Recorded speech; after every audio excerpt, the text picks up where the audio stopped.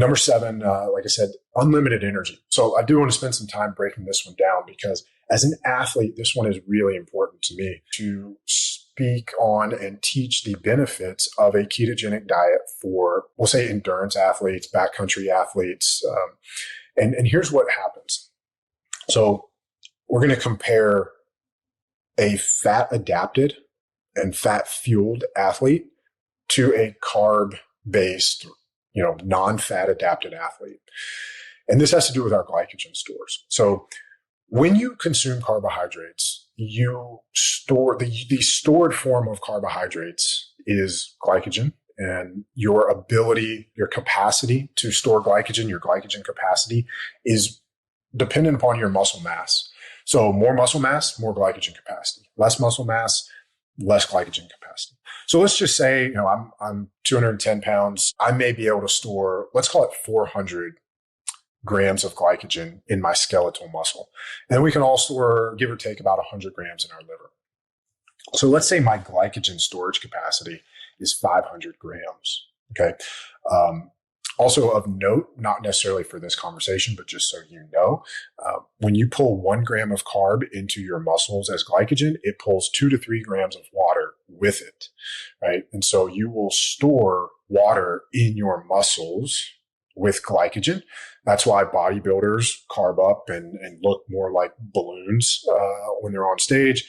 It's why if you immediately, or when you go low carb, it's why you immediately drop 4 to 6 pounds of water weight. It's not extracellular water weight. It's intracellular water weight. It's the water weight that was inside of your muscles. Now, there's an argument that can be made that you want that for strength if you're a strength athlete, but that's a separate conversation. Right now, we're talking about energy. So 500 was the number. That's my estimated glycogen storage capacity. Right. So if I've got 500 grams of carbs that I can store, there are 4 calories per gram of carbohydrate. Okay. So if we do 500 grams times 4 calories per gram, that is 2,000 calories of energy that I can store on my body. So if you think about like 1980s advice, it was carb up the night before, right?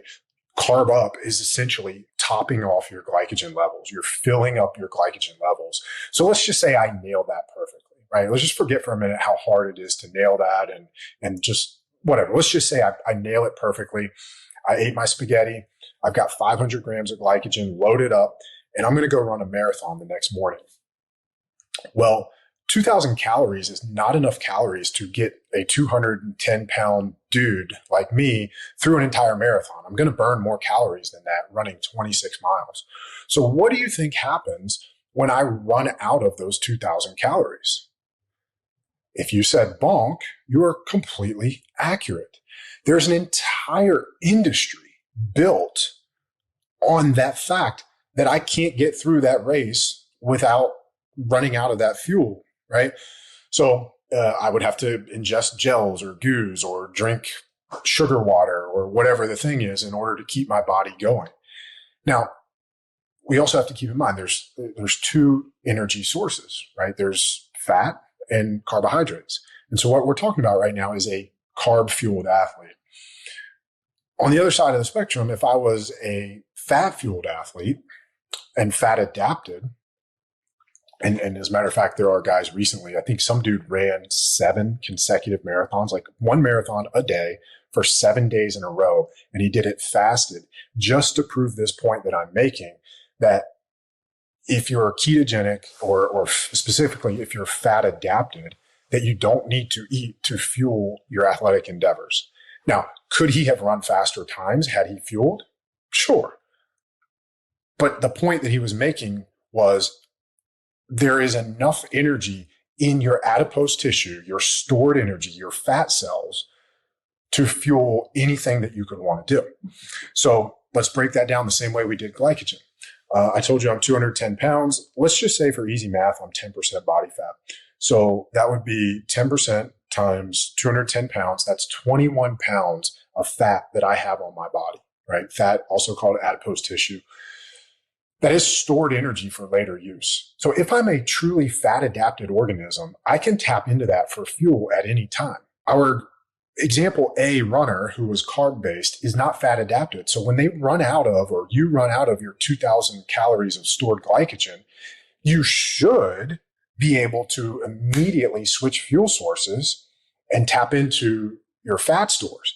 The only people who can do that are people who have previously been fat adapted and have what we would consider phenomenal metabolic flexibility in order to make that fuel source switch instantaneously. Most people, it takes a lot of time.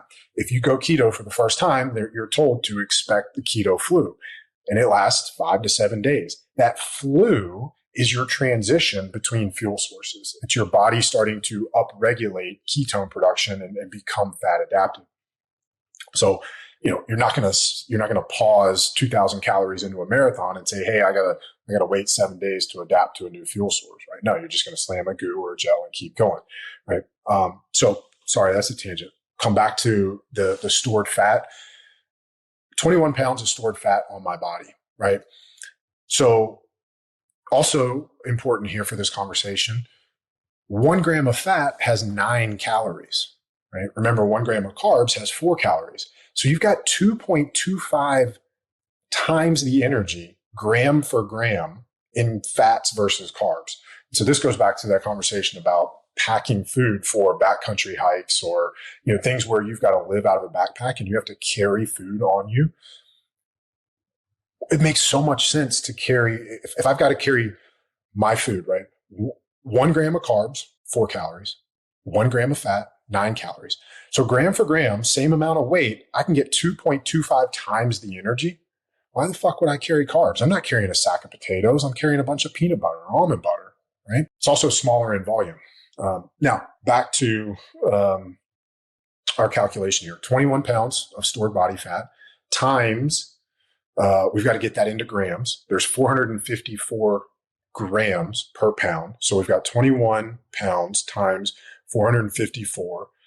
So that's 9,500 grams of fat. Multiply that now times 9, because we've got 9 calories per gram. And so that is 85,806 calories of stored energy on my body right now that I'm lugging around with me everywhere I go. And that's at 10% body fat.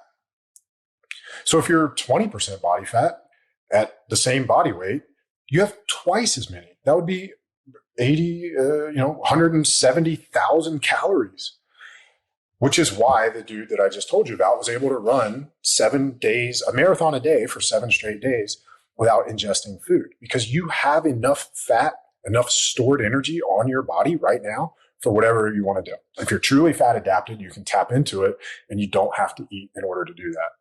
So this feeds into that smooth, even energy.